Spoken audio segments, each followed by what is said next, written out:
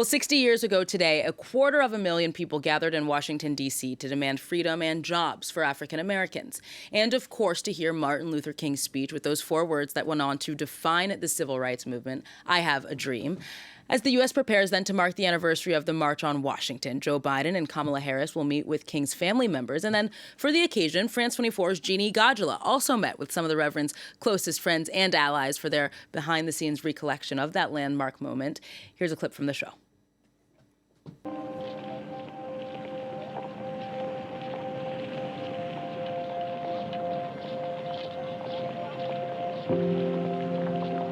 Obviously was very confused by what had happened, because my mother was trying to help me understand he wouldn't be coming back.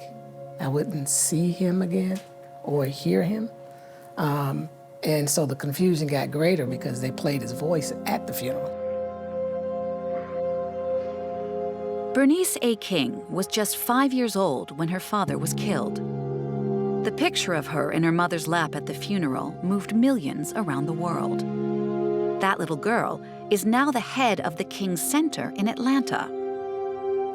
The space, created by her mother to honor her father's legacy, is today paying tribute to them both, but also setting the record straight. Does racism still affect you, Bernice King, today? By many means, especially systemically. I mean, I don't have the people saying nigger to me or anything like that, but I live in a black neighborhood in a certain zip code. It's hard for me to get certain services. We don't service that side of town. So they're buzzwords, you know, we don't service that zip code.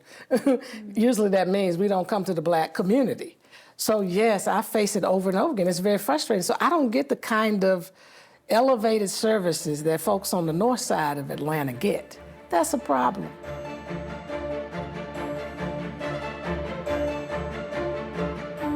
What do you think today your father, if he was alive, would make of the state of race relations in the United States?